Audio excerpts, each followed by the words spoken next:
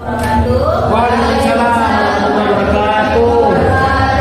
Apa kabar hari ini? Alhamdulillah. Pertama-tama, mari sama-sama kita panjatkan puji syukur kehadirat Allah Subhanahu wa taala yang telah melimpahkan rahmat dan nikmatnya kepada kita bersama, sehingga kita bisa hadir pada acara diseminasi budaya positif modul 1.4 pada hari ini.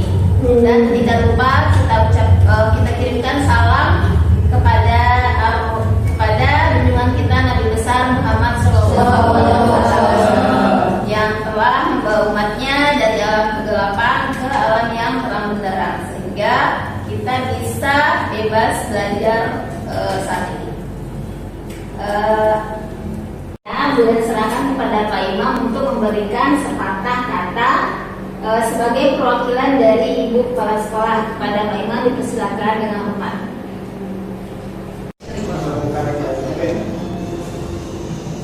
Assalamualaikum warahmatullahi wabarakatuh. Waalaikumsalam warahmatullahi wabarakatuh. Maaf ya teman-teman, sambil berdiri aja kita ini terima kasih kehadirannya atas Bu Leni dan teman-teman sekalian yang kita hadir di sini ya. Hari ini kita menemani diskusi bersama Bu Leni, calon guru penggerak angkatan berapa? 10 ya, terkait tren budaya positif ya, budaya positif. Oke. Budaya positif di sekolah kita mungkin cukup banyak yang sering kita terapkan ya, seperti budaya sebelum masuk awal sekolah, kegiatan awal sekolah kita setiap hari ada upacara, apel, selasa bersih, hari Jumat kita ada literasi, pengajian rutin baik muslim maupun non muslim. Semuanya itu termasuk budaya positif yang kita selenggarakan di sekolah. Adapun budaya-budaya positif lain yang kita terapkan per individu guru ya. Bapak Ibu guru, mungkin kita PMN kemarin ada yang namanya sistem budaya positif ya. Penilaian budaya positif kita semester ini adalah tentang ketertiban kelas atau kesepakatan kelas ya. Kesepakatan kelas atau kesepakatan kelas itu yang kita dirikan bersama dengan siswa dan guru, kita terapkan bersama biar bisa tertib dalam kelas maupun di luar kelas. Jadi budaya positif ini bukan hanya sekolah saja yang menerapkan, tapi individu guru dan siswanya agar tetap positif, disiplin tanpa harus dipaksa. Ya, jadi kata pertama adalah budaya. Jadi budaya ini tidak dipaksakan. Jadi kesadaran sendiri masing-masing individu. Jadi kita harus menerapkan disiplin positif mulai dari sejak ini dan selanjutnya continuous. Jadi kalau manusia itu dimulai dari paksaan. Oke, fine, paksa.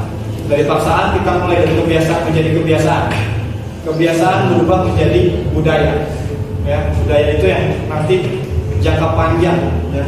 Jadi istilahnya membuat budaya itu nggak sebentar, panjang prosesnya. Makanya pendidikan itu tidak hanya 1 minggu 2 minggu, tapi butuh waktu bertahun-tahun. Pendidikan itu 1 tahunnya aja tidak cukup. Makanya SD butuh 6 tahun, SMP 3 tahun, SMK, SMA 3 tahun lagi. Itu budaya-budayanya perlu diterapkan pada peserta didik. Jadi budaya positif apa yang telah kita pelajari bisa diterapkan kepada peserta didik. Nanti kedepannya diterapkan oleh peserta didik setelah mereka lulus dari sini. Ya. Mungkin itu gambaran tentang budaya positif yang kita terapkan di segmen negeri 9. Semoga nanti teman-teman yang lain bisa mengikuti, bisa menerapkan paparan-paparan yang bisa disampaikan oleh Ibu Leni selaku guru penggerak, meningkatkan kinerja para guru yang hadir di sini dan masyarakat guru-guru yang lain yang bisa hadir di sini dan meningkatkan kinerja sekolah. Ya. Ucapkan kepada Bapak Ibu semua yang telah menyempatkan waktunya untuk hadir di sini mendengarkan sharing dari Bu Leni, yang pelajaran apa aja sih yang selama CGP itu Bu Leni dapat. Sebelumnya Bu Leni akan memperkenalkan fasilitator Bu Leni, namanya Ibu Ranung Indrawati MPD. Kemudian pengajar praktik Bu Leni namanya Ibu Anissa Fitrah Fauziah MPD. dan CGP-nya unggulannya sendiri. Nah, materi yang akan kita bahas pada hari ini adalah tentang konsep-konsep budaya positif, yaitu yang pertama tentang perubahan paradigma belajar, yang kedua tentang disiplin positif, yang ketiga tentang motivasi perilaku manusia, yang keempat tentang kebutuhan dasar manusia, yang kelima tentang posisi kontrol restitusi, dan yang keenam tentang keyakinan kelas. Pengalaman dan pembelajaran yang didapat setelah mendapatkan konsep-konsep di sekolah atau di rumah. Jadi ini maksudnya ketika bulan dan 3 bulan di CGP itu apa yang bisa bulan terapkan di pembelajaran di sekolah dan di rumah. Sebelum kita lanjut, kita sedikit dulu menebak tanggal lahir. Oh, berarti ini aja dibawa sendiri aja, gitu sendiri aja. Nah, langkah pertama, tanggal lahir dikalikan dengan angka 2. Ya, tanggal lahir masing-masing dikalikan dengan angka 2. Udah. Nah, hasilnya ditambah dengan 5. Tanggal lahir kali 2 hasilnya tambah 5. Kemudian hasilnya itu dikalikan dengan 5.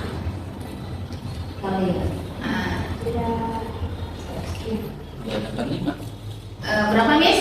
205.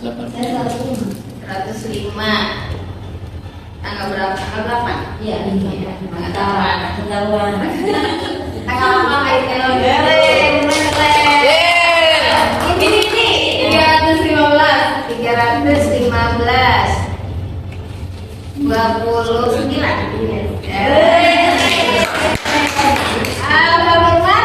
Tanggal berapa? Tanggalnya tanggal 26. Ya. Tanggal 285. 285. Berarti 2 ya betul 26. Berapa? 295, Bu. 295 berarti tanggal 27 ya. Nah, yang seperti ini bisa juga nih dipakai untuk speaking di kelas. Oke. 35. Nah, angka belakangnya hilangin. Kan 35 berarti tinggal 3 kan? 3 dikurang 2.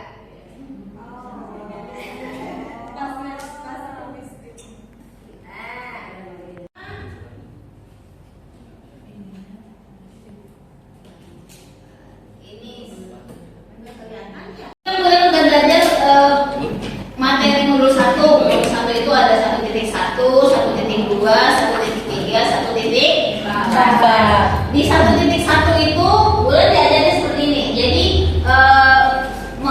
menurut pemikiran Ki Hajar Dewantara itu pendidikan itu seperti apa? Jadi menurut Ki Hajar Dewantara, pendidikan dan pengajaran merupakan usaha persiapan dan persediaan untuk segala kepentingan hidup manusia, baik dalam masyarakat maupun hidup dalam berbudaya dalam arti yang seluas-luasnya. Nah, jadi Ki Hajar Dewantara ini mengajarkan kita sebagai guru itu harus berdiri handa yani. Jadi ketika kita di depan itu ditiru atau kita harus memberikan teladan. Misalnya ketika berpihak pada murid atau kita menghambat pada murid itu artinya ketika dalam pembelajaran kalau ada apa-apa kita nggak boleh langsung marah, tapi harus cari solusinya bagaimana dulu. Terus yang kemudian di 1.2 itu boleh diajarin nilai dan peran guru. Jadi nilai kita sebagai guru itu seperti apa dan peran kita itu seperti apa. Misalnya nilai kita, oh ya pembelajaran kita itu berpihak kepada murid misalnya. Nah kemudian di 1.3 kita belajarnya nilai ini visi guru penggerak. Jadi untuk di dalam sekolah itu kita diajarin nih bagaimana cara membuat visi dan misi. Nah, visi dan misi itu nggak dipakai untuk sekolah aja, tapi juga untuk pribadi kita. Misalnya kita punya visi nih untuk meningkatkan religius anak. Nah, jadi setiap guru itu kalau punya visi tertentu, berarti kan dalam pengajaran itu ada langkah-langkah tertentu untuk mencapai visinya itu. Nah, itu.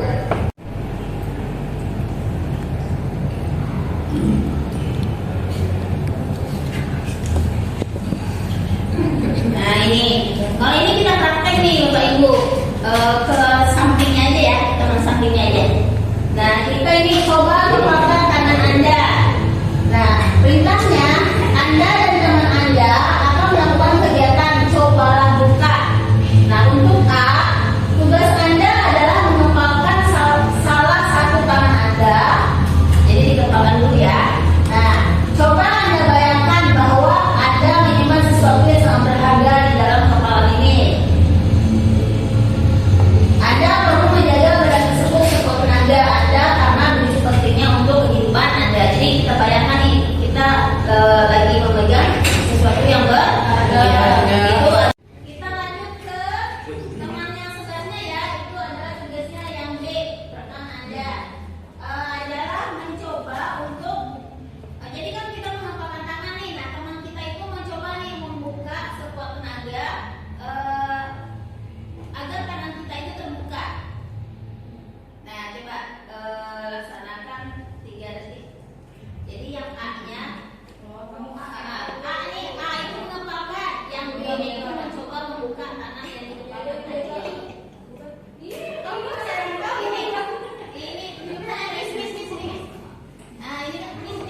Nah, kemudian berusaha nih membuka. Apakah itu mau kelepasan atau enggak itu ya? Berarti hanya setuju gitu. Coba bapak praktekin. Oh, bapak. Saya mau ngepal nih. Bapak yang mau buka. Saya bukain. Iya.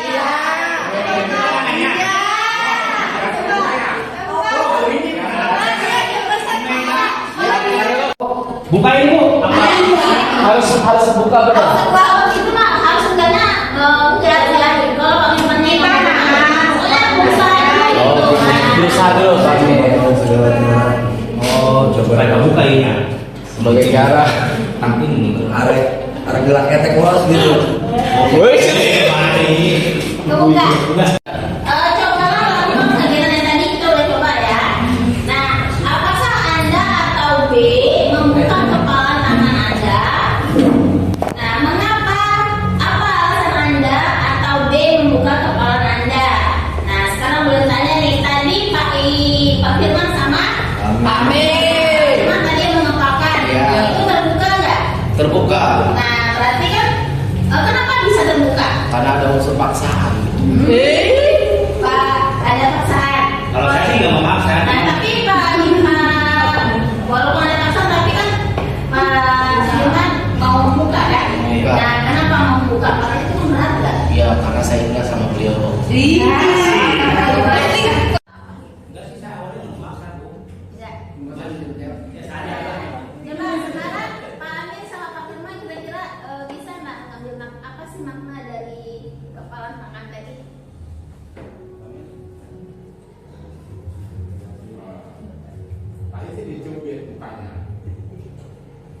Gimana pertanyaan? Kalau positifnya itu kita harus berbagi, ya berbagi bagaimana caranya kita hidup. Ya tadi positif itu.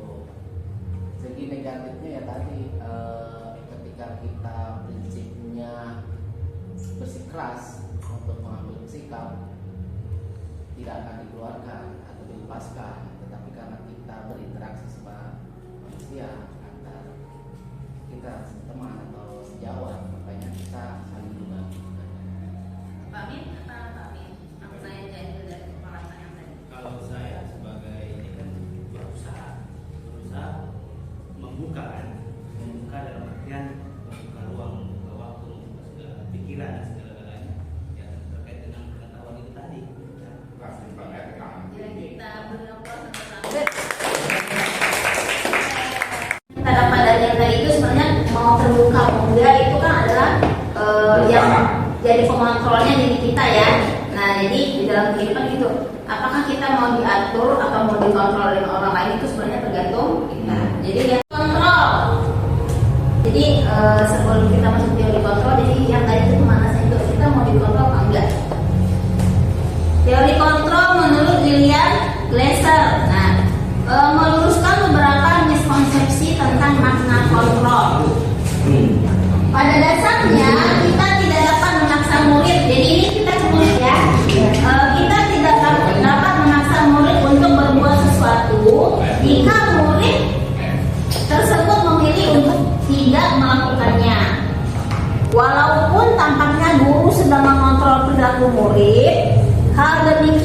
terjadi karena murid sedang mengizinkan dirinya dikontrol.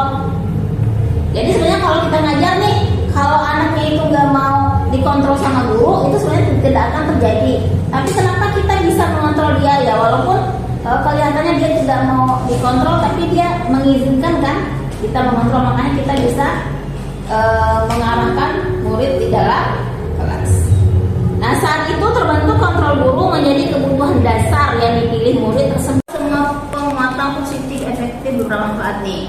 Penguatan positif atau bujukan adalah bentuk-bentuk kontrol. Jadi seperti yang tadi itu, misalnya Pak Firman nggak mau nih ngelepas tangannya. Nah, bisa jadi Pak Amin nih, ayo lepas aja tangannya, nanti saya belikan makanan atau apa, gitu kan? Nah, atau Pak Amin nggak mau ngasih makanan tapi dipaksa, itu kan juga caranya.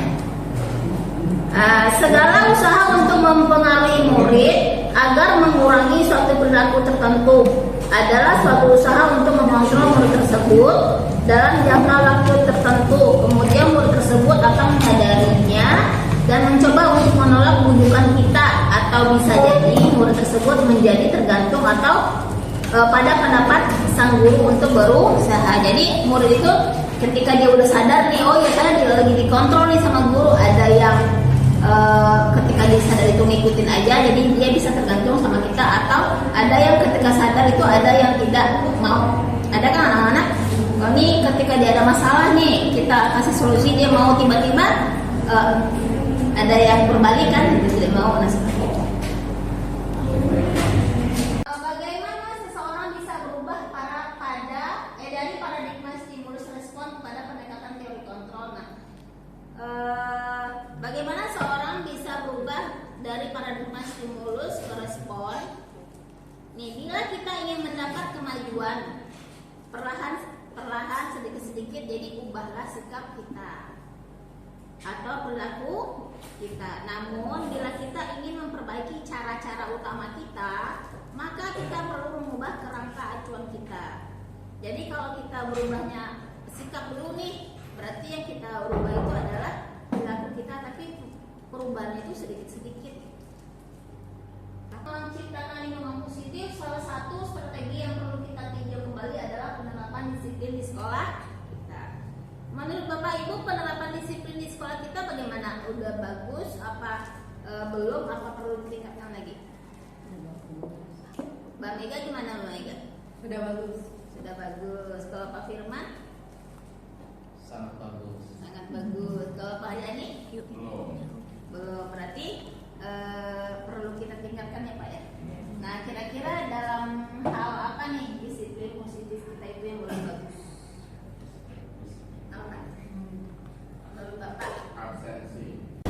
Bagaimana seseorang bisa berubah dari paradigma stimulus respon kepada pendekatan teori kontrol? Nah, bagaimana seorang bisa berubah dari paradigma stimulus ke respon?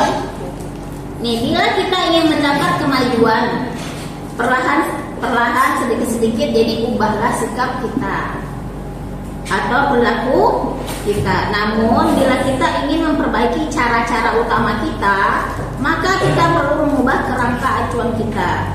Jadi kalau kita berubahnya sikap dulu nih, berarti yang kita ubah itu adalah perilaku kita, tapi perubahannya itu sedikit-sedikit. Tapi ketika kita berubahnya itu maunya misalnya perubahannya yang besar, berarti pola pikir kita atau kerangkanya itu yang harus kita itu yang belum paham, jadi kayaknya itu rada susah diatur. Nah, nilai-nilai kebajikan. Jadi nilai-nilai kebajikan itu apa aja sih? Yang ada di profil Pancasila, yaitu beriman, bertakwa kepada Tuhan Yang Maha Esa, dan berakhlak mulia. Kemudian ada mandiri, berkritis, berkebinekaan global, berkelompok dan jadi nilai-nilai kebajikan ini yang harus kita tanamkan kepada anak-anak kita. Nah, bagaimana cara penanamannya itu dengan budaya positif. Sebenarnya budaya positif di sekolah kita itu udah bagus ya. Ada upacara, ada apel, ada senam,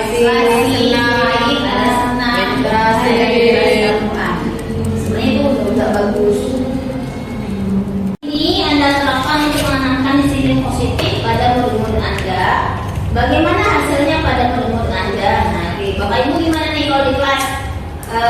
cara atau strategi apa nih yang dilakukan untuk menerapkan anak-anak itu biar disiplin? Coba, ini apa ya?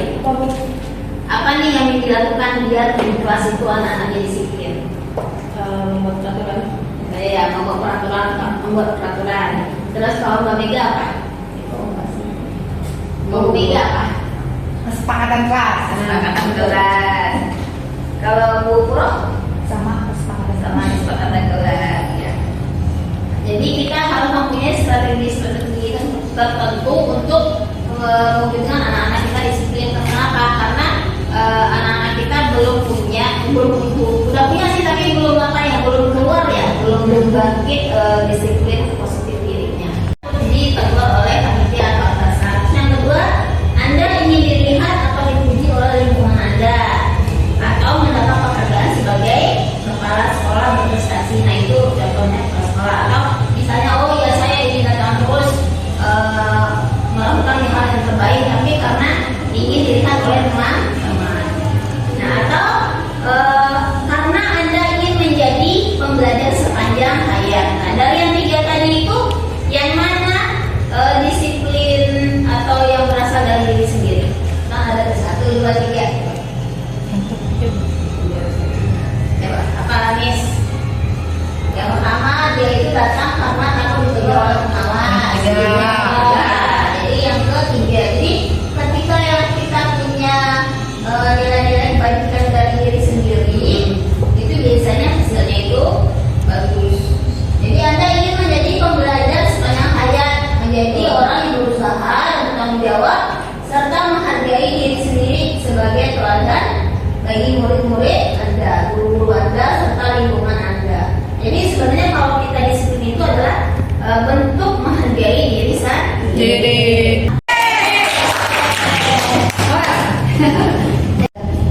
Dari kita saling Tersenyum.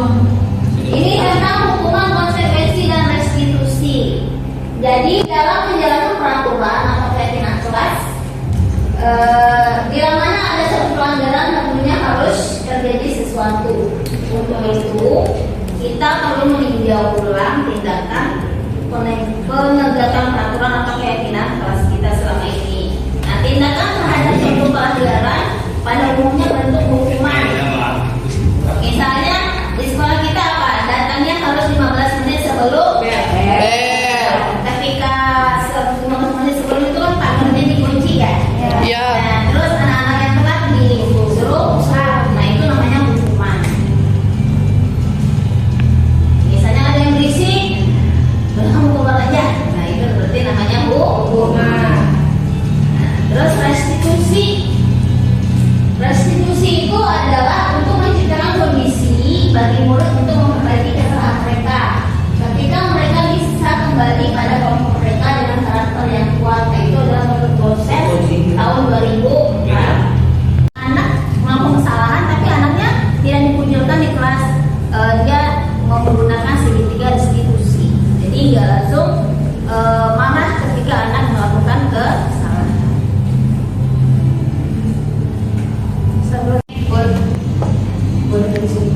Restitusi itu adalah untuk membantu murid menjadi memiliki tujuan, disiplin positif dan memulihkan dirinya untuk berbuat setelah salah. Penekanannya bukanlah pada bagaimana berlaku untuk menyenangkan orang lain, adalah cara menjadikan anak yang berbuat salah itu menjadi baik dan jadi kedua-dua itu nyaman, yang dijahatin itu nyaman, yang berbuat jahat juga nyaman. Tapi nanti ada caranya. Dibully. Nah, Jadi yang dibully itu nyaman, yang membuli itu juga nyaman jadinya. Gitu. betul. Jadi Biasa. coba ini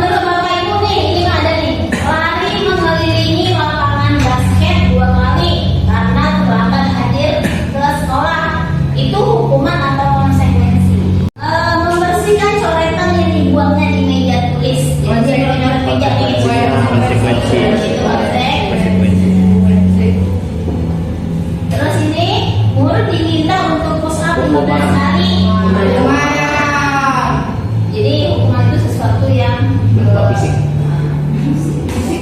Nanti ada di bulan apa beda hubungan konsekuensi sama restitusi. Konsekuensi.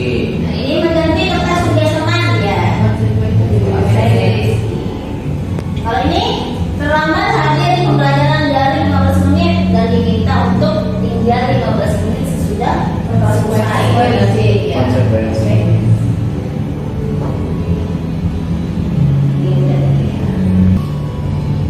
Nah ini ciri-ciri restitusi. Ini yang pertama, restitusi bukan untuk menembus kesalahan, namun untuk belajar dari kesalahan. Nah, contohnya di kelas apa nih? Nanti ada berapa masalah?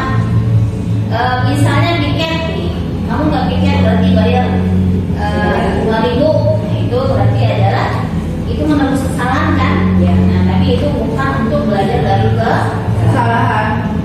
Kalau anak itu dia belajar dari kesalahan bagaimana caranya? Misalnya dia nggak pikir nih, dia belajar dari kesalahan berarti apa? Misalnya mereka harus datang sebelum jam bel, karena biasanya pikir itu kan sebelum bel ya. Itu berarti belajar dari kesalahan. Misalnya, oh dia telat, nah dia belajar dari kesalahannya apa? Oh berarti telat karena saya begadang, berarti besok dia jangan begadang. Udah dihukum, misalnya udah membuli orang nih, udah dihukum, itu pasti biasanya suka ada ini nggak jengkel nggak? Ya. Misalnya hukuman nih diberikan oleh guru, itu bisa jadi mereka dendam. Terus yang terbuli dia bisa ini nggak rusak ya hubungannya. Ya. Tapi kedua restitusi kita terapkan itu yang membuli dan yang dibully itu bisa jadi hubungannya jadi baik. Makanya ya, nanti kalau kita kamu telat, nah berarti besok kamu apa yang kamu lakukan tidak telat. Jadi dari kita sendiri. Makanya restitusi itu adalah tawaran bukan kan? Kalau dari kita besok kamu telat, misalnya hafal itu rumus ini sebelum, nah berarti itu jadi paksaan ya, bukan tawaran.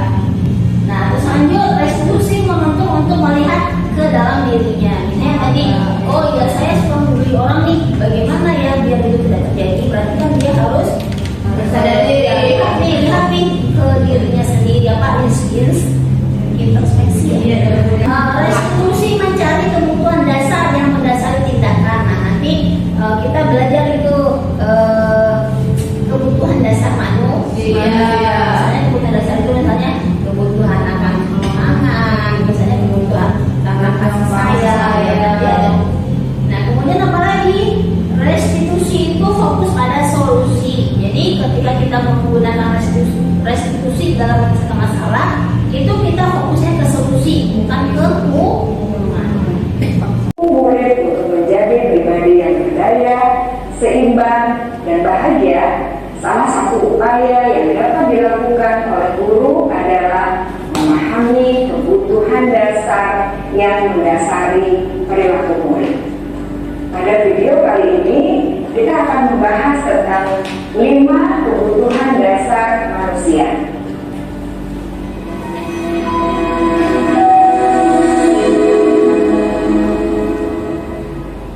Ki Hajar Dewantara dalam salah satu kutipannya menyatakan, kita ambil contoh perbandingannya dengan hidup tumbuh-tumbuhan. Seorang petani dalam hakikatnya sama kewajibannya dengan seorang pendidik yang menanam padi misalnya. Hanya dapat menuntun tumbuhnya padi. Ia dapat memperbaiki kondisi tanah, memelihara tanaman padi, memberi pupuk dan air, membasmi ulat-ulat atau jamur-jamur yang mengganggu hidup tanaman padi, dan lain sebagainya. Ketika guru memahami kebutuhan apa yang mendasari perilaku murid, dan guru berusaha menuntun dan mendukung murid dalam memenuhi kebutuhannya secara positif, pada hakikatnya guru tersebut ibarat seorang petani yang sedang berusaha memahami kebutuhan masing-masing tanaman, dan ia berusaha memenuhi kebutuhan tanaman tersebut agar dapat tumbuh dengan subur dan maksimal. Dr. William Glasser, seorang psikiater dari Amerika Serikat, menyatakan bahwa seluruh tindakan manusia memiliki tujuan tertentu, yaitu memenuhi kebutuhan dasarnya. Ketika kelima kebutuhan dasar telah terpenuhi secara memadai, maka murid akan tumbuh dengan seimbang dan bahagia. Sebaliknya, ketika kebutuhan dasar tidak terpenuhi dengan baik, maka seseorang akan mengalami emosi negatif seperti bosan, sedih, dan kecewa. Bahkan mereka dapat melakukan perbuatan yang bertentangan dengan nilai-nilai kebajikan atau melanggar peraturan. Dengan kata lain, perilaku buruk seseorang biasanya adalah respons dari kebutuhan.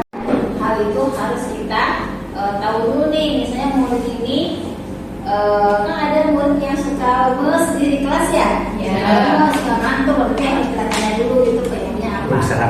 Kalau memang kebutuhan dasarnya itu masih kurang, itu pasti kegiatan belajar itu terganggu. Kalau kemudian suka lihat pahal suka bagi dominasi di kelasnya. Karena emang ada beberapa murid yang emang dari rumahnya itu kebutuhan dasarnya itu belum terpenuhi. Biasanya ada murid yang kasih sayangnya nih yang kurang. Biasanya kasih sayang itu kurang, dia pasti nyari kasih sayang di luar. Nah, nanti keluarganya nih ada yang keluarga yang working home atau apa gitu ya. Nah itu biasanya dia cari kasih sayang itu di luar. Dia bisa misalnya kalau perempuan dia jadinya pacaran apa-apa. Kalau dia pacaran berarti kan jadinya ini ya pergaulannya jadi bebas ya kayak Pergaulan bebas. Lima dasar itu tidak terpenuhi, nah itu pasti dia jadi di luar. Misalnya ada nih siswa yang merasa bebas nih atau dikucilkan di kelas atau apa, itu pasti dia dari kebutuhan itu harus terpenuhi nih. Dia nyarinya di luar, misalnya dia jadi suka berantem atau suka egois ya, nggak ngerti sama temannya ya. Kenapa? Karena emang itu yang dia kurang. Jadi dia mengambil kebutuhannya itu dari yaitu bertahan hidup, berarti ya makan apa ya keamanan itu maksudnya. Kemudian kasih saya ini ya harus dapatnya dari rumah, dari lingkungan belajarnya misalnya. Bahwa ketika anak itu dikecilkan sama temannya berarti itu kan kasih sayangnya kurang ya. Nah, kemudian apa? Kebebasan. Makanya ada anak yang suka bolos ya, nah berarti itu dia merasa nggak bebas, makanya dia cari kebebasan dari luar. Kemudian kesenangan, ada pemuasaan. Ini adalah 5 kebutuhan dasar yang harus dipenuhi agar murid itu belajarnya itu bisa bagus. Nah ini juga.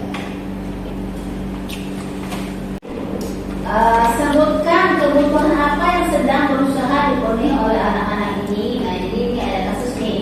Bimo, seorang anak PKB, selalu berlari keluar kelas menuju jalan raya di depan sekolahnya yang ramai dengan kendaraan. Tingkahnya membuat guru Bu Ani bingung dan seringkali lari menginjaknya. Ada beberapa kemungkinan jawaban yang diberikan Bimo. Misalnya, ketika diidentifikasi kebutuhan yang ingin dipenuhi oleh Bimo, jika respon Bimo seperti di bawah ini. Aku senang main kejar-kejaran dengan ibu guru, seru. Nah berarti kalau dia itu kan ditanya, Bimo kamu kenapa lari-larian aja, nggak bisa diam. Nah jadi Bimonya jawab, aku senang main kejar-kejaran dengan ibu guru, seru. Nah berarti itu Bimonya berusaha memenuhi kebutuhan apa? Jadi ada kebutuhan kesenangan. Berarti kurang senang. Dia kurang senang ya. Kurang senang. Iya, nyari kesenangan, lihat mobil di jalan. Nah rumahnya di Lowong kali. Bu Mega. Nah, misalnya ini Dinda seorang anak kelas SD, begitu tiba di rumah sepulang dari sekolah menangis dan mengadu pada ibunya bahwa dia benci pada Ibu Rani, gurunya. Menurut Anda, kebutuhan apa yang sedang berusaha dipenuhi oleh Dinda? Ibu guru tidak menyamaku hari ini, padahal aku pakai jepit rambut baru. Jadi ibunya nanya, kenapa nangis Dinda? Nah, Dinda jawab. Nah, sekarang kita masuk ke posisi 5 kontrol. Jadi sekarang guru nih, posisi kontrol guru itu ada di mana? Jadi yang pertama ada penghukum. Nah contohnya tadi ada anak yang telah datang, terus kita udah kamu push up, kita tanya-tanya dulu. Nah itu berarti jatuhnya posisi kontrol guru itu adalah guru pembunuh. Kemudian ada posisi kontrol guru itu pembuat merasa bersalah. Misalnya anaknya telat nih, nah ditanya, kamu kenapa telat? Ibu, kamu gak kasihan sama ibu? Kalau kamu telat, ibu terus yang ditegur sama ibu guru, kepala sekolah. Berarti itu ketika kita berbicara seperti itu, anaknya ngerasa bersalah nggak? Nah, yang seperti itu berarti posisi kita itu ada di posisi guru sebagai pembuat merasa bersalah. Misalkan anak bulan ya pernah ngelakuin. Nah, misalnya nih anak-anak itu berisik apa di sama guru lain, biasanya anak, kamu gak kasihan sama ibu kan malu. Sepertinya itu gak bisa mendidik kamu. Sering. Berapa kali tidur, ibu kan malu. Posisi guru sebagai teman. Sebenarnya posisi guru sebagai teman itu udah bagus ya. Tapi kadang-kadang ketika kita posisinya sebagai teman, kadang-kadang anak tuh lupa. Jadi rasa kurang hormat sama kita itu berkurang. Atau ketika kita kayak teman nih, nah guru-guru itu maunya sama kita aja patuh, tapi sama guru lain itu bisa melawan atau apa. Nah itu kekurangannya kalau kita posisi kita itu sebagai teman. Nah contohnya misalnya gini, misalnya Bimo telat nih, tanya kamu kenapa telat Bimo? Biasa bu, begadang atau apa? Kamu ini gimana sih ya? Jadi ketika dia berbicara sama muridnya itu masih senyum, ketawa, padahal anak itu salah. Kalau seperti itu pasti biasa ulang-ulang. Nah kemudian posisi guru sebagai pemantau. Nah sebagai pemantau itu lebih bagus tuh di atas teman ya. Karena biasanya pemantau ini dia berbicara kalau itu berdasarkan fakta dan peraturan. Nah aturan sekolah kita kan begini, kamu kenapa masih telat aja? Biasanya ya gitu. Itu sebagai pemantau. Jadi guru itu berbicara pakai data. Kemudian ada posisi kontrol guru itu sebagai manajer. Nah manajer itu yang paling bagus. Jadi ketika anak berbuat salah, dia menerapkan yang segitiga diskusi. Jadi kalau Bimo telat, nah tanya dulu Bimo kamu kenapa telat? Oh karena saya begadang bu. Nah nanti tanya lagi kepada Bimo. Ada 3 keyakinan ya. Yang pertama ketika anak salah kita apa dulu Miss? Kita tanya dulu tuh kenapa dia validasi baru kita validasi. Nah ketika validasi itu kita tidak boleh menggunakan kata-kata yang menjas dia, tapi kita misalnya seperti tadi, oh ya ibu juga pernah berbuat salah atau semua orang itu pernah berbuat salah. Terus kemudian kita suruh cari solusi bagi dia. Nah agar tidak terjadi lagi bagaimana nih apa yang kita lakukan, itu yang segitiga resmi. Nah, yang budaya positif tadi bisa juga sebenarnya budaya positif di sekolah kita itu udah banyak. Nah, kemudian ngambil budaya positif ini berhubungan dengan visi yang kemarin, karena visi yang kemarin itu kan meningkatkan lulusan yang religius ya. Nah, jadi kemudian fokusnya ke sini itu hanya religius. Berdiskusi memunculkan peraturan yang perlu ditaatai. Biasanya di sekolah kita kan udah ada peraturan ya. Jadi peraturan itu kita bahas dulu nih sama anak-anak. Misalnya apa peraturannya? Tidak boleh telat atau tidak boleh rambutnya gondrong atau tidak boleh apa? Kukunya panjang. Berpakaiannya harus rapi itu ya. Jadi peraturan kita munculkan dulu nih. Nah kemudian apa? Mengubah peraturan menjadi kalimat positif. Jadi keyakinan kelas itu tidak boleh menggunakan kalimat negatif. Tidak boleh rambut gondrong atau tidak boleh ribut di kelas itu yang pakai tidak itu nggak boleh. Jadi harus menggunakan kalimat positif. Tidak boleh terlambat, berarti ganti ke positif. Berarti apa? Bertanggung jawab. Selalu datang tepat waktu. Ya ini yang tidak itu berubah dulu ke positif. Terus kemudian apa? Mencarikan peraturan menjadi nilai-nilai kebaikan. Nilai kebaikan tadi ada kan yang profil Pancasila itu. Lalu yang positif tadi kita ganti itu perilaku yang mencerminkan keyakinan kelas. Nah yang misalnya kalau kita disiplin berarti gambaran perilakunya apa? Datang tepat waktu. Kalau menghormati berarti apa? Tidak boleh berbicara kasar. Ya kan itu gambaran perilaku yang di dalam kelas itu ya. Nah kemudian kelima, berdiskusi mengenai peran seluruh warga kelas. Misalnya peran guru. Tadi dari kebaiknya apa? Saling menghormati. Berarti gurunya perannya apa? Berarti gurunya tidak boleh menghadiri, kalau guru tidak boleh mempermalukan siswanya. Nah, nanti cari lagi tuh peran murid apa? Misalnya menghormati guru, ketika guru menjelaskan berarti itu mendengarkan. Itu biasanya kalau saling menghormati. Berbicara baik sama teman itu. Nah kemudian kalau udah tahu nih peran-perannya masing-masing, nah baru lanjut tuh meninjau ulang keyakinan kelas dari waktu ke waktu. Keyakinan kelas itu jalan nggak atau cocok nggak? Misalnya kayak dulu kemarin itu keyakinan kelasnya ada ini. Siapa yang tidak piket bayar denda 3.000. Nah itu kita tinjau lagi, kenapa? Karena ada nggak piket tapi dia nggak mau bayar, berarti nggak jalan kan. Nanti kita ganti, akhirnya diganti dengan setiap hari harus sholat duha. Nah terus kita bikin list nih. Nah itu masukin ke laporan bulanan. Akhirnya jalan nih. Kenapa ya? Karena mereka ada list, berarti nama saya nggak ada. Ya, tapi juga bisa di rumah. Jadi misalnya apa? Oh kita di rumah harus punya visi nih. Misalnya visi bulan apa ya? Oh masuk surga bersama keluarga. Amin. Berarti caranya gimana ya? Caranya di rumah itu harus ini. Tapi itu kesepakatan dulu tuh sama bulan dek. Habis maghrib nggak boleh nonton TV. Atau setiap hari Sabtu Minggu tuh ya harus setoran ke ustaz kayak gitu. Misalnya beli buku tuh, nah sebulan itu harusnya satu buku kayak gitu.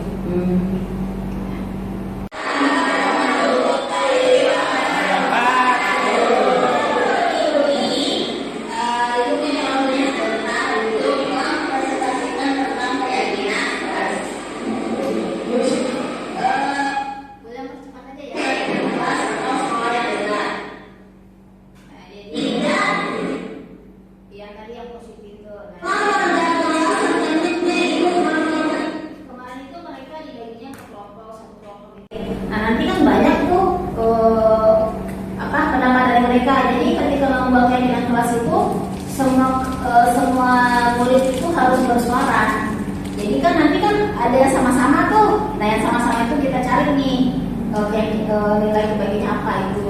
Jadi dari sebanyak itu kemarin kita dapat 3. Jadi keyakinan kelas itu sebenarnya nggak boleh banyak-banyak. Kenapa? Takutnya tidak ingat anak-anaknya dan tidak dilaksanakan. Minimal itu 3, nah yang paling banyak ya 10.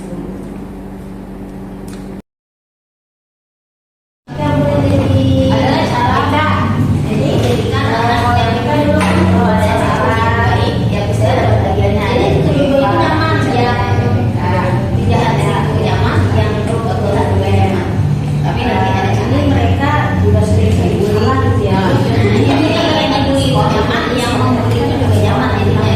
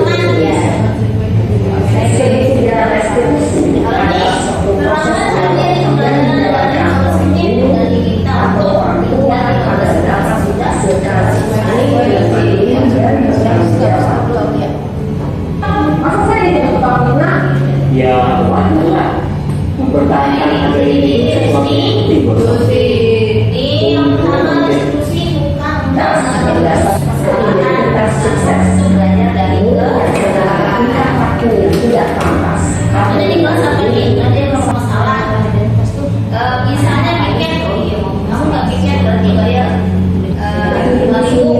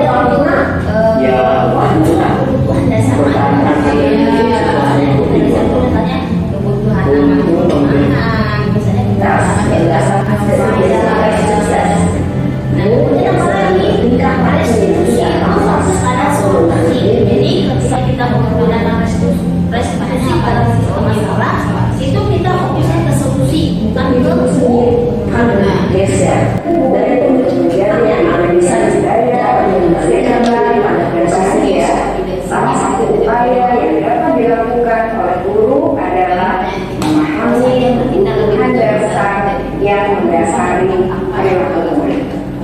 Pada video kali ini kita akan membahas tentang 5 kebutuhan dasar manusia.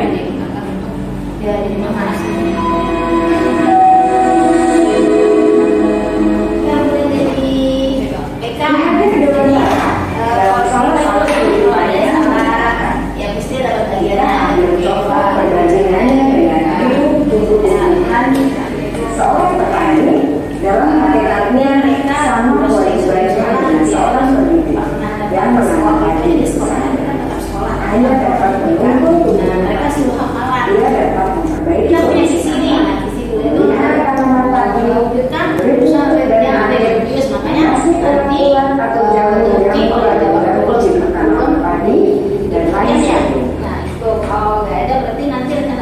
Ketika guru mengajar dengan apa yang mendasari perilaku murid, guru berusaha dan mendukung murid dan memenuhi kebutuhannya secara positif.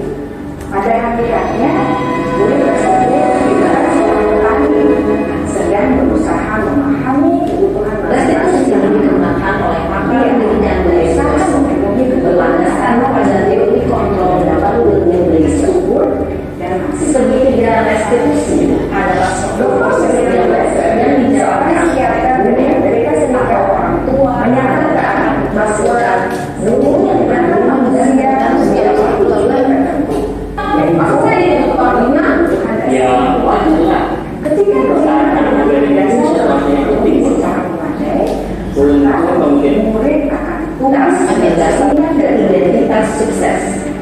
Murid yang sedang berlatih perilaku yang tidak rampas dan tidak berdiri dengan baik, maka seseorang akan mengalami emosi negatif, bosan, sedih, hanya geser dari pemikirannya bisa dapat mengembalikan murid pada posisi mereka dapat melakukan pembuatan dan perkembangan dengan nilai-nilai kebajikan atau melakukan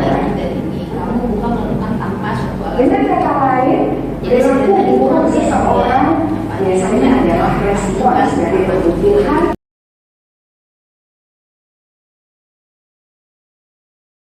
Assalamualaikum warahmatullahi wabarakatuh. Waalaikumsalam warahmatullahi wabarakatuh. Ini Ibu minta waktunya sebentar untuk mempresentasikan tentang keyakinan kelas. Keyakinan kelas sebenarnya kamu itu udah pernah bikin ya, tapi namanya itu bukan keyakinan kelas, kesepakatan kelas. Nah itu amasannya. Nah kalau di CGP itu namanya keyakinan kelas. Nah syarat-syaratnya itu nih, bagaimana cara membentuk keyakinan kelas atau sekolah yang benar.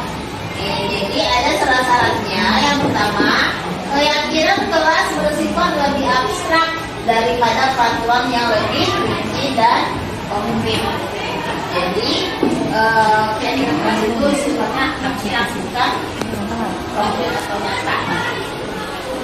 Sama lagi, yang kedua, keyakinan kelas berupa pernyataan-pernyataan universal. Jadi berupa pernyataan-pernyataan. Kemudian pernyataan keyakinan kelas senantiasa dibuat dalam bentuk positif. Jadi menggunakan pernyataan-pernyataan yang berbentuk positif. Misalnya apa? Selalu berada di kelas selama pembelajaran. Ya, kalau kemarin mungkin ada yang membuat tidak boleh izin atau tidak boleh berisik di kelas. Nah itu menggunakan kata-kata tidak itu nggak boleh. Tapi harus diganti ke kata-kata positif. Misalnya apa? Kelas kita itu biasanya tidak kondusif ketika teman-teman presentasi. Nah teman-teman presentasi itu ada yang ngobrol. Nah itu bisa dibuat keyakinan kelas. Saling menghormati. Ya jadi nggak boleh. Tidak boleh berisik ketika teman ada yang presentasi. Nah itu tidak boleh. Jadi harus menggunakan kata-kata positif. Nah itu di garis bawahi kata-kata positif. Terus pernyataan. Nah kemudian apa lagi? Keyakinan kelas pendangnya tidak terlalu banyak sehingga mudah diingat dan dipahami oleh semua warga kelas. Jadi misalnya punya keyakinan kelas itu 15. Nah itu biasanya tidak gampang diingat atau susah untuk diingat. Dan biasanya untuk penerapannya juga susah, pasti banyak yang dilanggar. Nah idealnya keyakinan kelas itu adalah 3. Itu paling sedikit. Tapi dilaksanakan. Hari ini kita akan membentuk keyakinan kelas. Tapi kamu harus tahu dulu nih nanti syarat-syaratnya itu apa. Nah terus keyakinan kelas sebaiknya sesuatu yang dapat diterapkan di lingkungan tersebut. Jadi yang kamu buat itu bisa diterapkan. Misalnya apa? Masuk tepat waktu. Nah itu bisa diterapkan nggak? Bisa. Nah emang di sekolah kita juga ada peraturan ya. 15 menit sebelum masuk itu harus ada di apa kira-kira keyakinan kelas yang susah diterapkan? Keyakinan kelas apa sih yang susah diterapkan? Ayo, coba apa? Tidak yang tidak izin dalam mandiri. Saya tahu, saya pikir dulu ya. Nah, yang kira-kira yang susah diterapkan. Menghormati kelas, saling menghormati. Saling menghormati. Kondusif saat tidak ada guru. Nah, itu mungkin ya. Jadi emang susah kalau nggak ada guru itu kelas on. Jadi cari yang kira-kira bisa diterapkan di kelas. Misalnya, apalagi keyakinan semua warga kelas hendaknya ikut berkontribusi dalam pembuatan keyakinan kelas lewat kegiatan curah pendapat. Nah, jadi keyakinan kelas yang kita buat itu adalah tuh ide-ide atau pendapat dari semua warga kelas. Makanya nanti kita buat kelompok. Nah, satu kelompok itu harus mengeluarkan ide masing-masing. Ya, nanti kita tempel di depan. Jadi nggak boleh keyakinan kelasnya idenya dari ibu aja, itu nggak boleh. Jadi hasil kesepakatan semua warga kelas. Menggunakan kata positif ya. Iya, ingat kata-katanya harus positif. Mudah diterapkan. Terus apa lagi? Bersedia meninjau kembali keyakinan kelas dari waktu ke waktu. Jadi ketika kita sudah membuat itu harus ditinjau. Kira-kira kelas kita bisa nggak melaksanakannya? Kalau tidak bisa itu nanti evaluasi lagi. Misalnya kalau ibu kemarin di kelas 12 itu keyakinan kelasnya sholat duha. Jadi setiap bulan itu harus ada laporan ke ibu. Mereka absen setiap hari.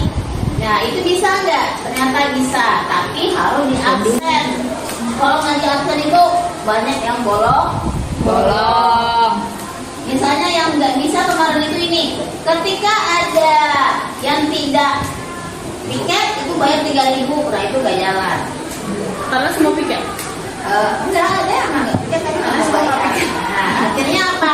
Itu dievaluasi lagi, nggak usah bayar, tapi hafal Yasin 30. Nah itu kalau nggak piket 1 kali berarti hafal ayat dan apa.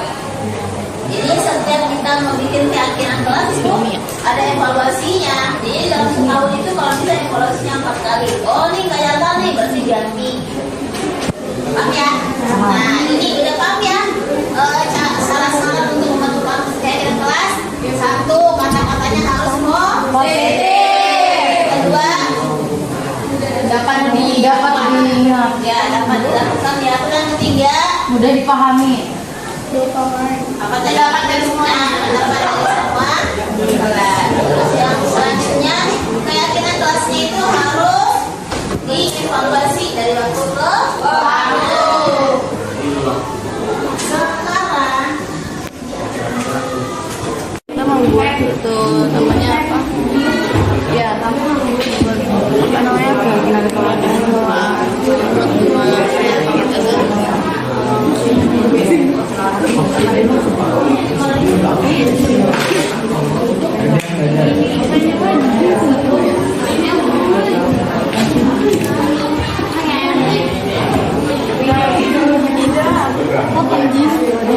menjaga kebersihan, menjaga adab.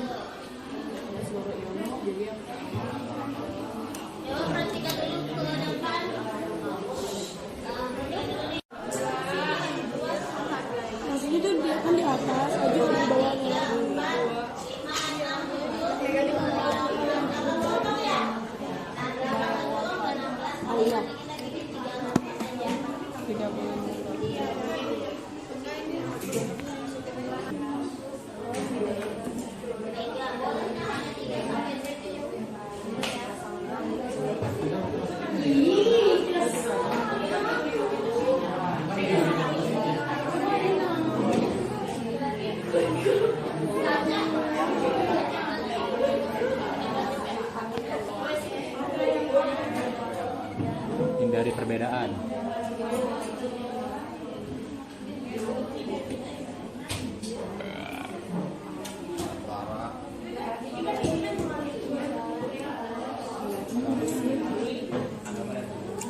Tidak boleh minum pada guru. Tidak boleh menyolong. Jadi gua ada pada satu gitar satu doang.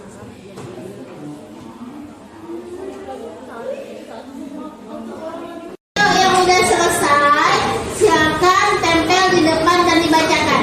Satu-satu dulu, satu-satu. Nah, coba kelompok ini apa? Coba dulu, kelompok ini apa? Jadi kita buat kelompok yang pertama itu negatifnya tidak mengganggu teman, positifnya adalah menghormati dan menghargai teman. Terus yang kedua, negatifnya itu tidak mengambil barang teman, positifnya adalah izin saat menggunakan barang orang lain. Apa ini mati dulu kali ya? Neng, tolong ngasih Neng itu Neng. Neng, sangatnya bagus. Positifnya ada. Iya. Udah positifnya ini matulis. Menghormati dan menghargai orang lain.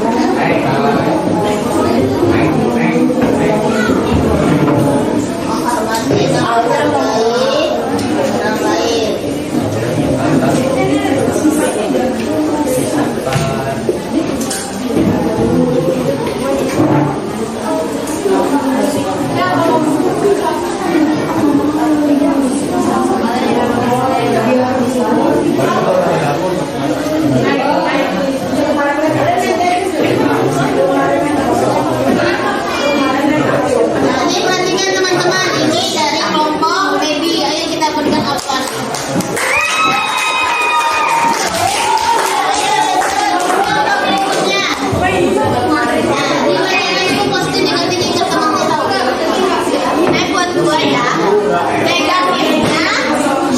Negatifnya tidak menutupi jalan orang. Positifnya diharap meja di posisi awal. Negatifnya dilarang berargumen sendiri. Positifnya diharap diskusi dan menghargai orang lain. Keren. Ditulis dulu.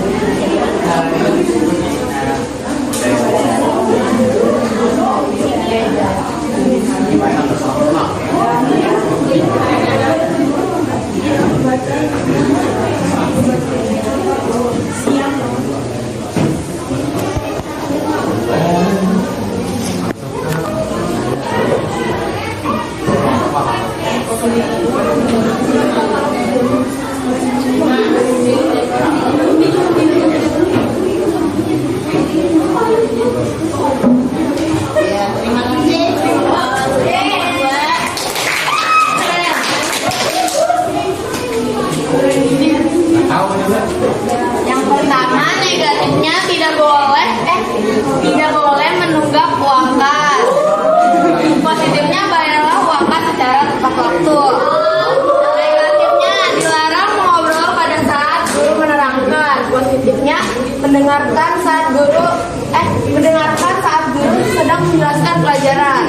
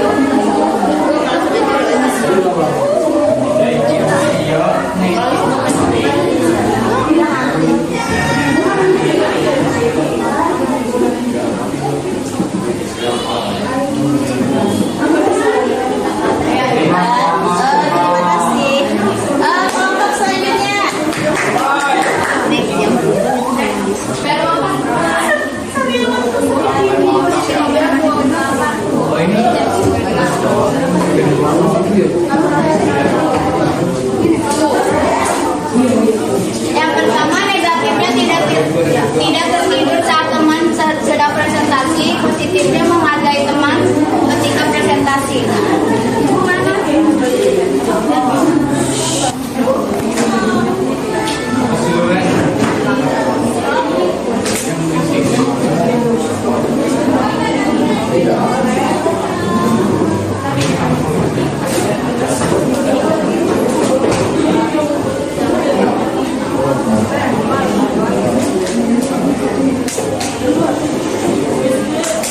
Wangi nih, wangi sakit. Ini ada berapa kelompok lagi?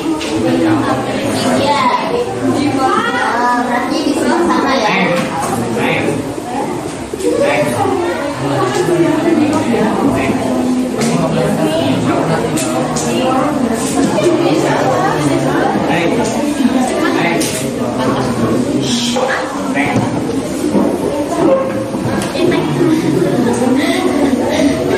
Kelompok Chelsea.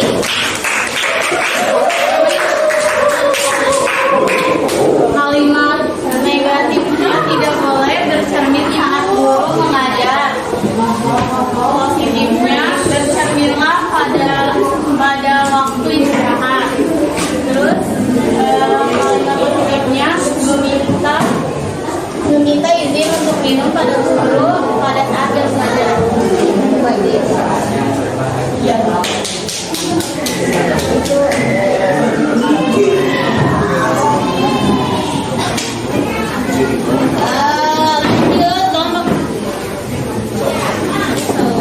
Negatifnya itu tidak tidur ketika belajar. Positifnya hindari tidur selama pelajaran berlangsung. Yang kedua, negatifnya dilarang berisik saat belajar. Positifnya tertib saat jam pembelajaran.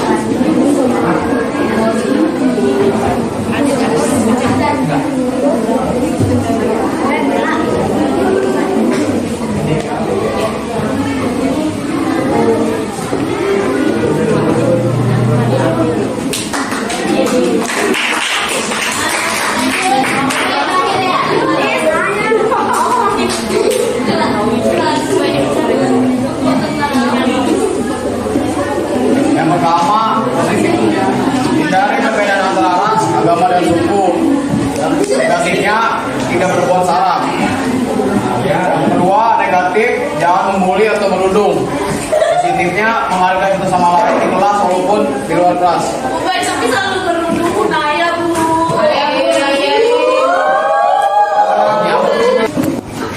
Buset deh, gede banget sih.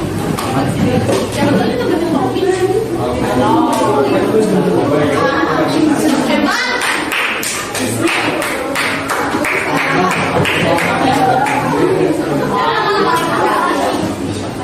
Mana kayak kaki lu? Tidak kemarin. Ini.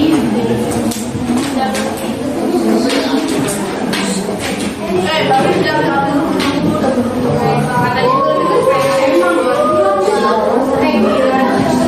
katanya nggak apa-apa kayak biar aja maksudnya kado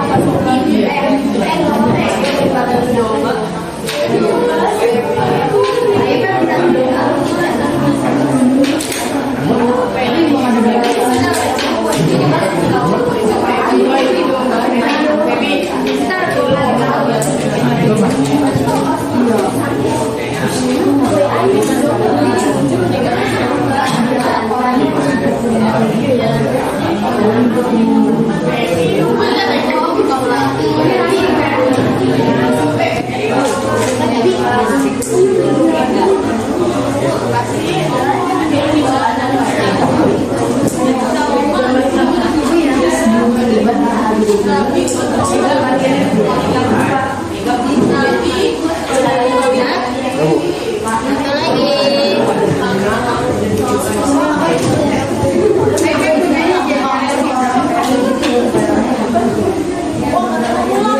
Negatifnya dilarang menggunakan lampu dan kipas apabila tidak digunakan. Positifnya selalu mematikan lampu dan kipas bila tidak digunakan.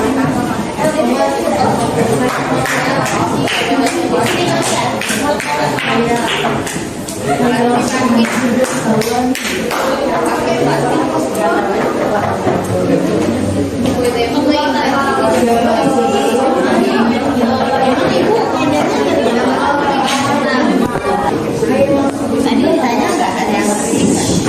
Oh iya. Iya, bukannya ada dalam. Itu yang di atas Bu, yang pink.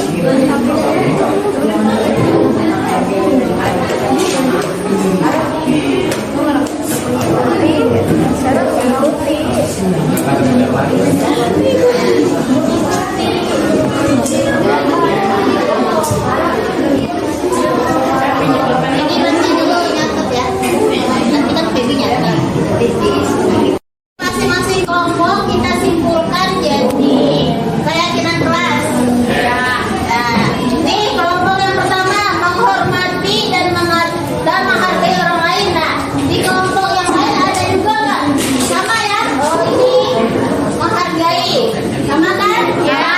Nah, berarti ini kita gabung. Ya ada lagi nggak? Ada.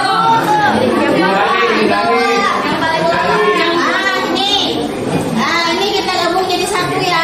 Berarti apa? Menghormati dan menghargai orang lain atau warga kelas. Warga kelas. Ayo, gimana kalau warga kelas? Berarti warga kelasnya dulu ya. Orang lain. Gabungnya gimana? Orang lain. Udah, berarti yang pertama menghargai dan menghormati orang lain. Itu Bu yang ini Bu, sebelah sini Bu, minta izin untuk minum tuh kelompoknya. Itu Bu, ya. Iya. Terus udah. Nah, dari tidur selama pelajaran berlangsung Bu. Berarti itu apa itu? Itu yang menggunakan saat guru menerangkan. Izin saat menggunakan barang kamar. Nah, disatukan jadi apa?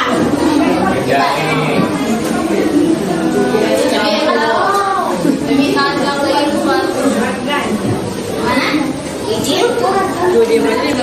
Selalu izin. Apa coba? Apa itu contohnya ke ini gak sih? Disiplin. Menghormati dan menghargai orang lain. Disiplin menggunakan apa? Disiplin waktu. Apa itu? Disiplin, disiplin berani dan bersahaja. Enggak, yang ini dulu nih.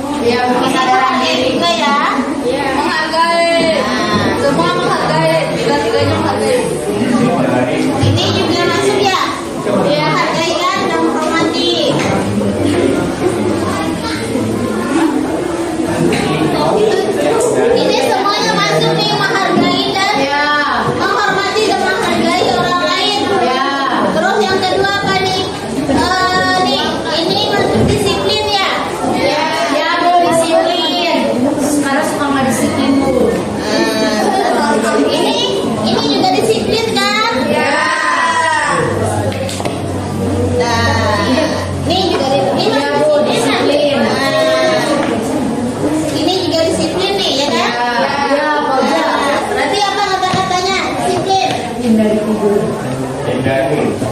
Ayo, itu disiplin semua bawa katanya disiplin. Coba kamu tambahin. Disiplin sama belajar langsung. Disiplin dalam berperilaku. Nah, ada lagi masukannya? Disiplin dalam berperilaku. Berarti apa lagi? Disiplin dalam pelajaran berlaku. Berarti disiplin berani dalam berlaku. Kan itu udah Coba apa jadinya? Disiplin menghargai dan menghargai orang lain. Apa disiplin waktu? Iya, soalnya kan pas jam pelajaran. Kan itu waktunya setelah belajar. Ini disiplin dalam apa itu ya? Kalau disiplin dalam sosial udah enggak itu maksudnya. Disiplin dan berakhlakul karimah. Ya udah boleh. Disiplin dan Akhlakul karimah. Oh ya. Terus Lanjut. ini kan juga disiplin kan, bayar pas. Ya. Ini boleh nih membantu berarti apa? Nah, ini membantu nih. Coba kata-kata membantu apa? Apa membantu teman sekolah terlihat dia menolong, apa saling tolong menolong? Ya. Menolong sesama teman. Saling tolong menolong sesama teman. Ibu.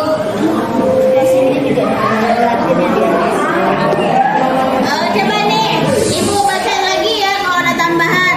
Jadi hasil kesimpulannya ada 3.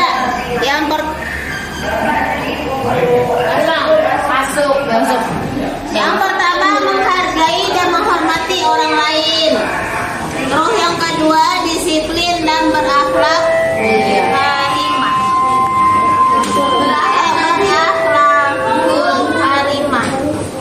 Saling tolong menolong sesama teman. Ada lagi nggak? Itu 3 sampai 7. Nah kalau simpulan dari ini ada lagi nggak yang belum mencakup? Coba ada lagi nggak? Gimana ini? Setuju nggak? Menghargai? Kalau setuju berarti berusaha belajar untuk menerapkannya. Dan nanti kamu harus evaluasi lagi nih setelah PKL kan? Iya.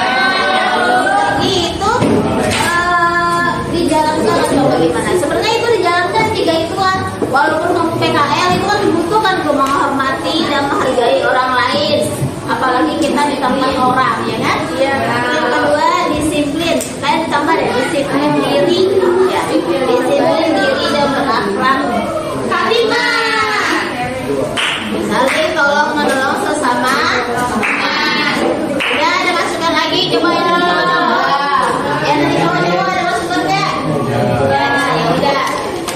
Berarti kita udah dapat kesepakatan keras. Sekarang kita belajar untuk menjalankannya. Terima kasih atas kerjasamanya. Ibu doakan sekolah nanti PKL-nya. Warahmatullahi wabarakatuh.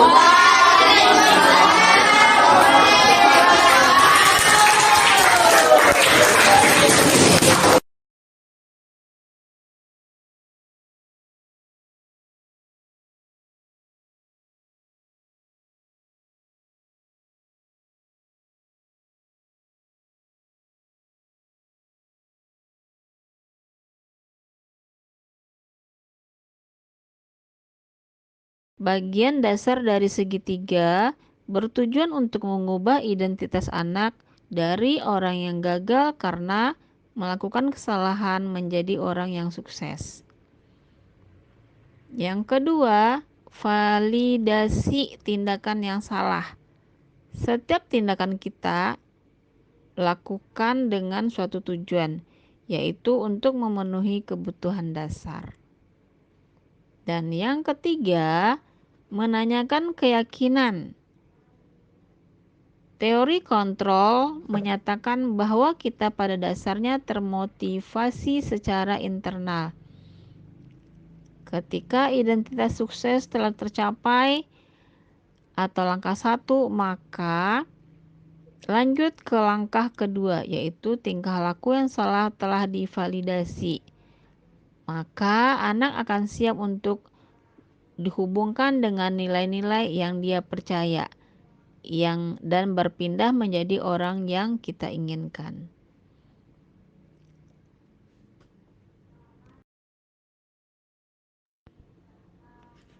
Kasus pertama.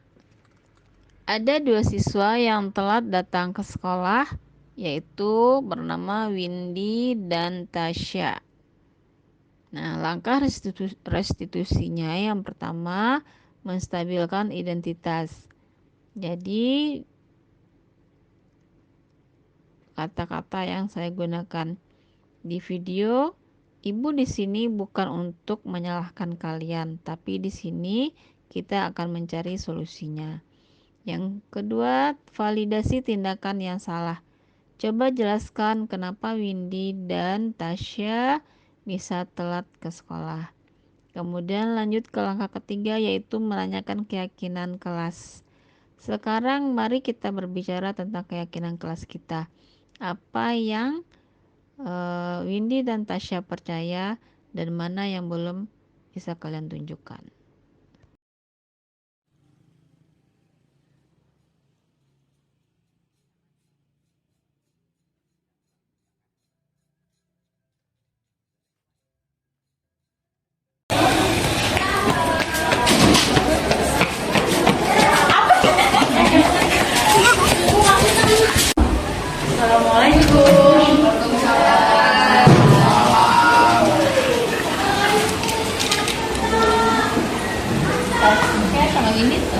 Iya Bu, karena tadi aku nungguin Windy rumahnya jauh, dia biasa. Sekarang duduk dulu, nanti istirahat Bu ini ya. Iya Bu, terima kasih Bu. Assalamualaikum. Waalaikumsalam.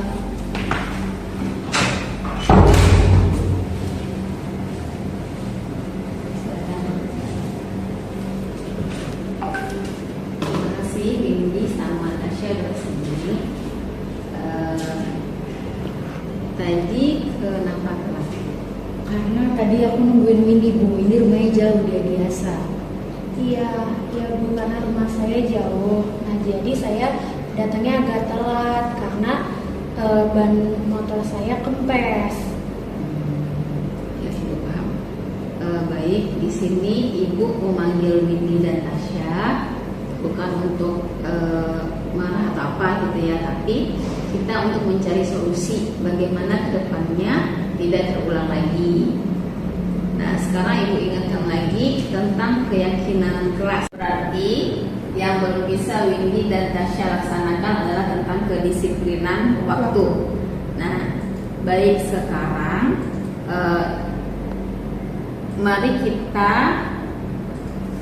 mengindahkan keyakinan kelas kita. Kita tegakkan keyakinan kelas dan sekolah kita. Tunjukkan bahwa Windy dan Tasya bisa melaksanakan keyakinan kelas itu. Karena keyakinan sekolah kita gimana? 15 menit sebelum bel berbunyi itu harus ada di sekolah. Bagaimana Tasya sama Windy bisa merubah kebiasaannya? Bisa. Baik, terima kasih. Ibu harap Windy dan Tasya tetap semangat menjalankan keyakinan kelas kita. Ya, boleh kembali ke kelas. Terima kasih ya Bu. Terima kasih ya.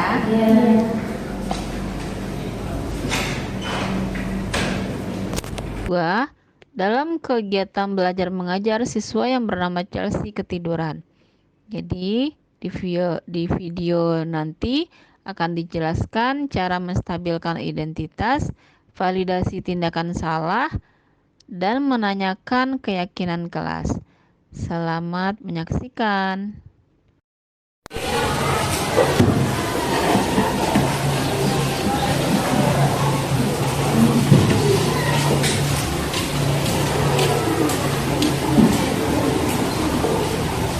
Oke, pembelajaran hari ini tujuannya adalah untuk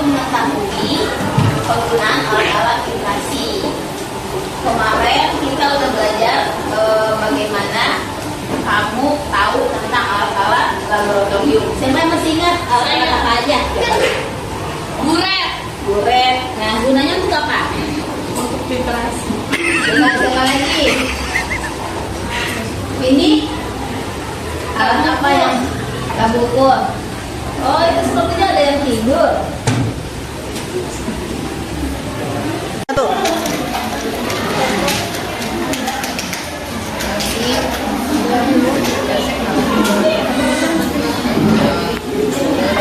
Sekarang dibuka dan istirahat nanti ke ruang guru ya. Yang lain harus semangat ya. Dan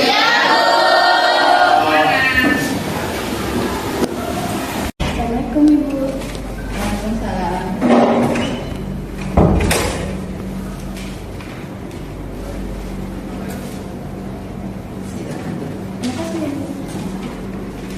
Jasi dipanggil sini karena ibu mau menanyakan tentang kondisi kelas tadi. Tadi Jasi tidur di kelas. Kenapa? Karena tidurnya terlalu malam. Ada tugas kelas apa gimana? Iya. Jasi panggil ke sini mau mengajak Chelsea diskusi untuk mencari solusinya ke depannya seperti apa. Nah, sebelumnya Ibu mau mengingatkan kembali tentang keyakinan kelas kita. Apakah Chelsea masih ingat? Iya. Bagaimana ya Chelsea yang belum bisa melaksanakannya dengan baik? Semangat belajar. Semangat belajar. Solusi Chelsea untuk biar semangat belajar dan tidak tidur lagi di kelas apa? Chelsea berjanji tidak akan tidur terlalu parah. Chelsea janji tidak tidur malam lagi. Nah, Ibu harap Chelsea bisa melaksanakannya dengan baik dan terima kasih Chelsea sudah kesini dan kita bisa dapat solusi terbaik untuk kedepannya seperti apa. Tetap semangat belajar. Terima kasih Bu.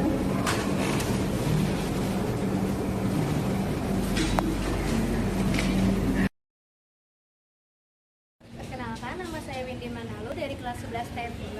Perkenalkan, nama saya Tasya Kirana dari kelas 11 TF2. Ya, jadi kesan dari saya akan berusaha mengoreksi diri dan tidak akan mengulanginya lagi. Kalau kesan dari saya untuk menjadi lebih baik dan saya tidak merasa tertekan sama sekali. Nama saya Chelsea Margarita Juana dari kelas 11 TF2. Saya ingin kesan dari video ini harus lebih giat untuk belajar dan dengarkanlah guru yang ada di depan dan ingat kita harus belajar.